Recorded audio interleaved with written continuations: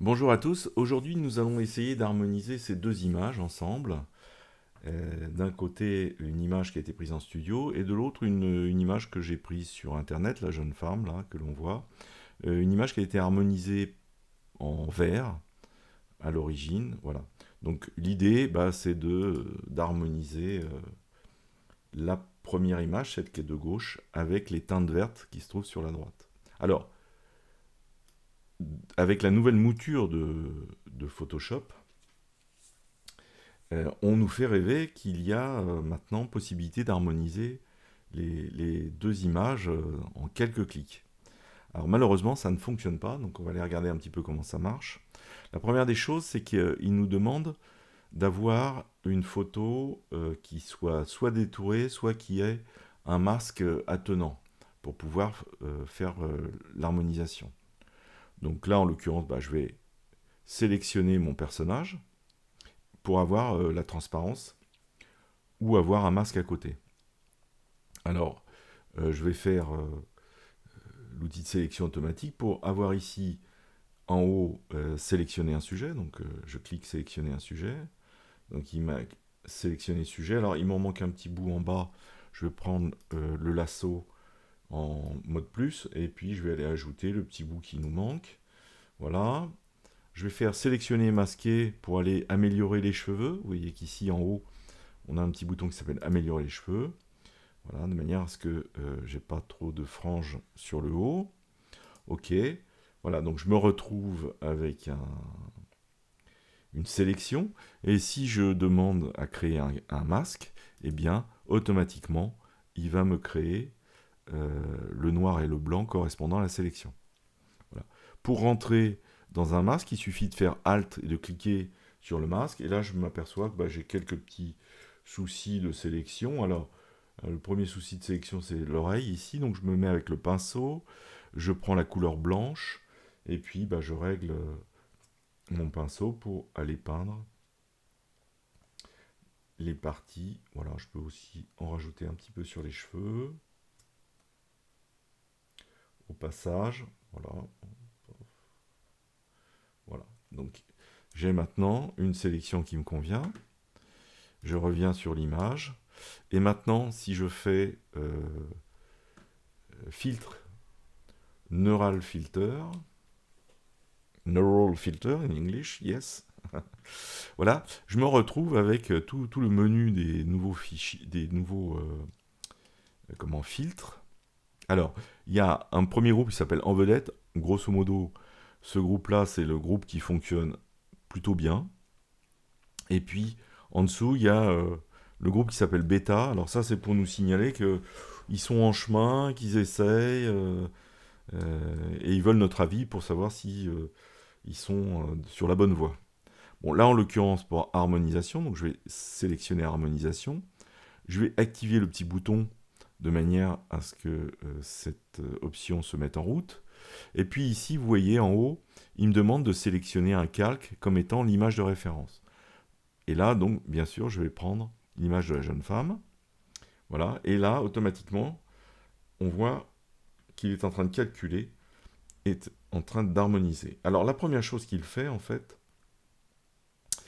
il va harmoniser la luminosité.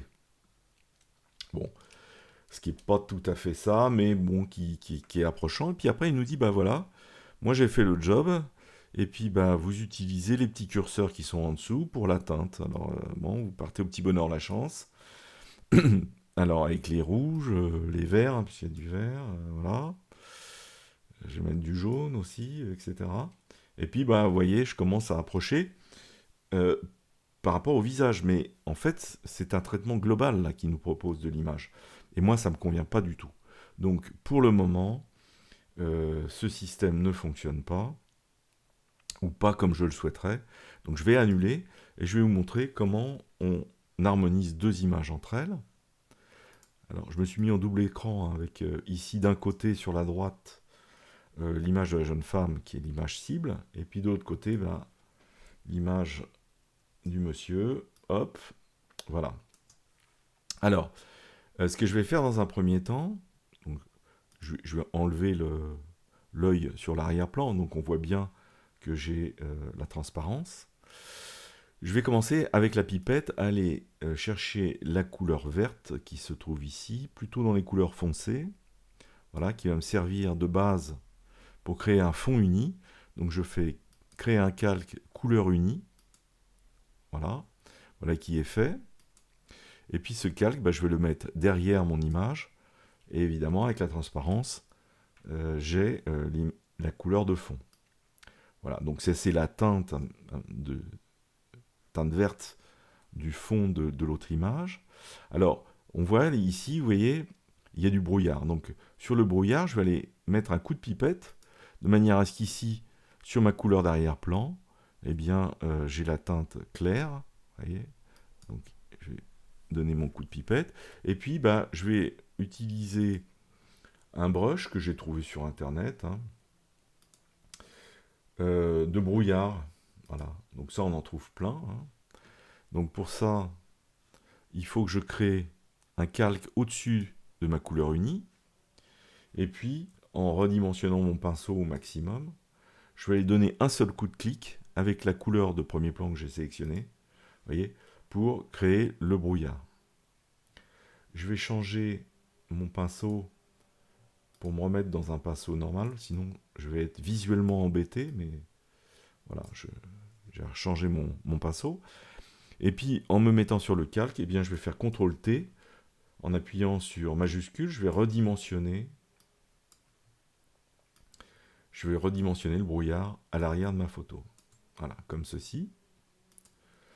Bon, pour retrouver un peu les tons foncés des verts, eh bien, je vais faire un niveau.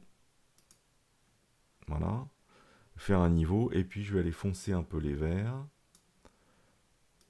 Comme ceci. Voilà. Les hautes lumières, bah, je vais essayer de les caler un peu sur les hautes lumières qu'on trouve ici sur le brouillard. Alors, le brouillard sur l'autre photo est un brouillard un petit peu diffus. Le mien est un peu plus marqué. Ce qu'on peut faire, c'est se mettre sur le calque 2, là, où il y a le brouillard, faire filtre, convertir pour les filtres dynamiques, ok, et puis aller chercher un flou. Alors, on peut faire un flou gaussien.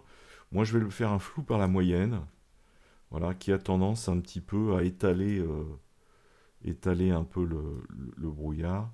Voilà, une espèce de flou comme ceci. Voilà, donc là j'ai réglé le problème du fond. Maintenant ce que je vais régler, c'est que le bustier a une certaine couleur et je veux que le pull ait la même couleur. Donc je me mets au-dessus de mon calque où j'ai ma sélection, le personnage, hein, où j'ai les pixels, et bien là, je vais faire une couleur sélective, donc un calque de couleur sélective, ça s'appelle correction sélective, voilà. Et puis sur les rouges, hein, puisqu'il s'agit des rouges, je vais aller régler, eh bien, les différents curseurs, donc là, je vais régler le curseur du magenta, vous voyez, je m'approche de la teinte. Bon, vous pouvez, en manipulant, alors vous pouvez aussi manipuler le noir, voilà, bon. On va dire que j'y suis, on pourrait y revenir après. Voilà, donc j'ai approché la couleur du bustier. Maintenant, il me reste d'autres soucis, c'est la couleur de la peau. C'est d'ailleurs le principal des soucis. Donc je me remets sur le calque où il y a les pixels. Je prends mon outil de sélection rapide, puis je vais sélectionner la tête, la main ici. Alors je vais sélectionner aussi plus précisément ici dans le cou. Voilà. Et puis je ne vais pas oublier l'autre main qui se trouve ici sur le côté. Voilà. Donc là, j'ai une sélection de la tête. Alors, elle est assez grossière, hein, mais elle va me servir à changer la couleur de la peau. Et pour ça, je vais réutiliser la pipette. Je vais me positionner sur la jeune femme. Vous voyez, je vais aller... Alors, l'image n'est pas de très bonne qualité, hein, puisque c'est une image prise sur Internet. Mais je vais prendre la teinte de la peau, hein, par ici. Voilà. Je vais retourner donc sur mon autre image ici. Et puis, au-dessus, eh bien, je vais aller créer une couleur unie. Et comme j'ai une sélection de fourmis, il va me créer le masque à côté. Voilà. Alors, j'ai oublié l'oreille. ici sur le côté. Bon, je le ferai en allant peindre. Donc, et là, je vais passer en mode couleur. Alors, le mode couleur, en fait, qu'est-ce qu'il fait? Il va impacter la couleur en respectant le niveau de luminosité. Bon, je vais retourner sur le masque ici sur le côté pour aller prendre l'oreille qui n'a pas été prise. Alors, je prends mon pinceau. Là, en l'occurrence, il faut que je me mette en blanc. Et puis, je vais aller récupérer l'oreille. Voilà, comme ceci. En revanche, ce que je ne veux pas, c'est les cheveux. Donc là, je vais passer en noir. Et je vais aller récupérer mes cheveux.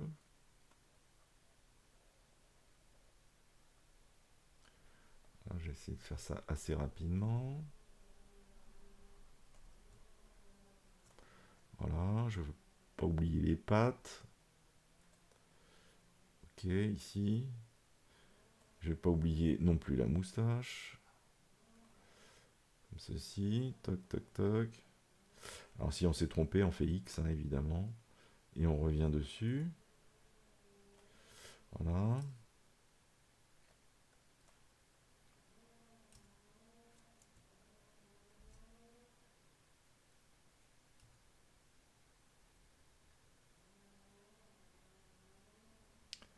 Voilà.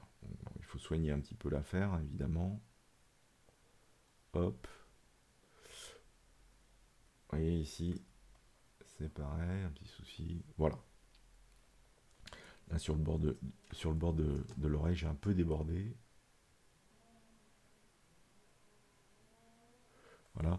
Et en fait, j'ai aussi des corrections à faire sur le calque d'arrière-plan, sur le masque de l'arrière-plan ici. Donc, je vais aller, vous voyez, sur le bord de l'oreille, j'ai des petits soucis.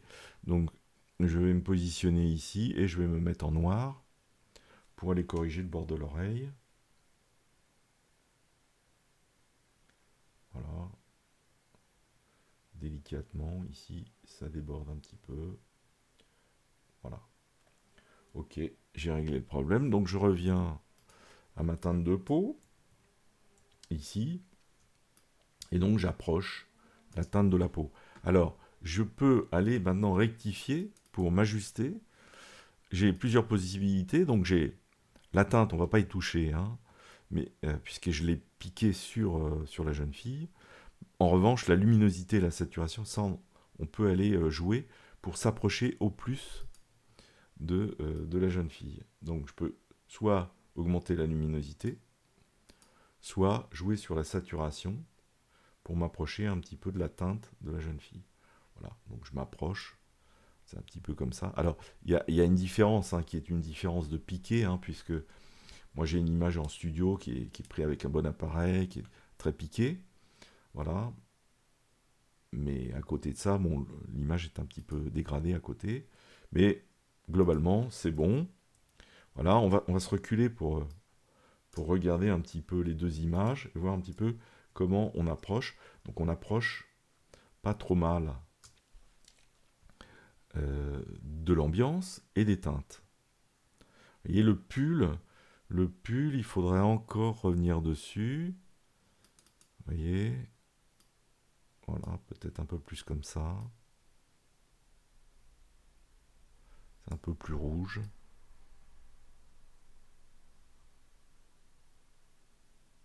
Voilà, on est plus dans ces teintes-là. Bon, ok. Alors, qu'est-ce qu'il me reste?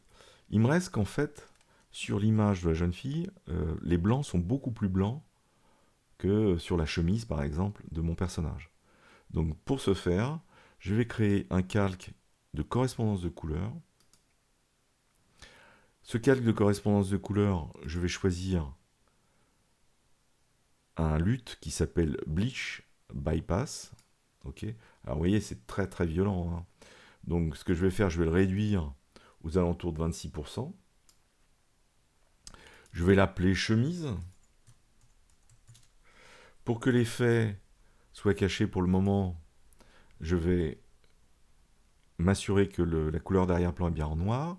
Je vais faire Alt, retour arrière. Voilà. maintenant, je vais aller sélectionner la chemise. Alors, avec l'outil de sélection rapide, par exemple. Hop, ici. Ah, j'ai un petit problème de fond de teint sur le col de chemise, là-haut. Ici, vous voyez.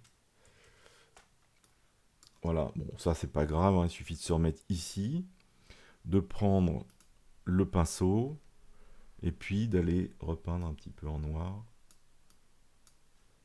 Alors, il faut que je désélectionne mes fourmis. Voilà.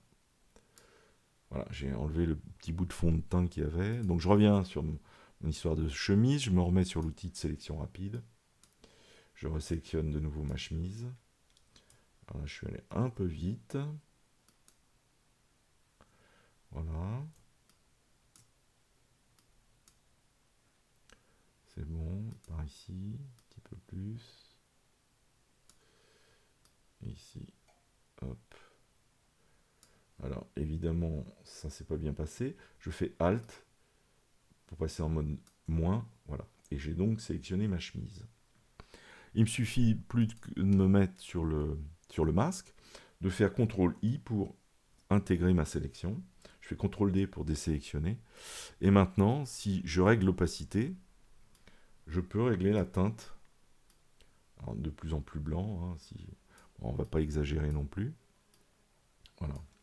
Pour me retrouver, il faut que je me mette en arrière, pour me retrouver avec une teinte qui correspond plus au blanc que l'on voit sur le chemisier de la jeune femme. De la même manière, pour les cheveux, je vais dupliquer, je vais faire CTRL-J sur mon calque, là, pour ne pas tout refaire. Voilà. Je vais prendre le pinceau noir pour enlever ce que j'ai sélectionné pour la chemise, donc qui est géré par le calque du dessous. Et puis maintenant, je reprends mon pinceau en me mettant en blanc et je vais aller peindre sur les cheveux en blanc et retrouver l'effet du bleach bypass. Vous voyez. Alors, je vais me dimensionner un peu moins gros et faire plus des petites touches. Alors, c'est très violent hein, pour le moment. Hein. Et ça, on va aller le réduire. Voilà, par exemple. Comme ceci. Donc là, je suis à 48% d'opacité. Je vais le diminuer, voilà. Comme ceci. Donc on peut faire avant et après. Voilà. De la même manière, sur la moustache. Il faut que je sois raccord aussi sur la moustache. Donc je vais aller peindre ici. Sur la moustache. X, hein, toujours si on déborde. Voilà. Alors, il ne reste plus qu'à faire l'harmonisation finale.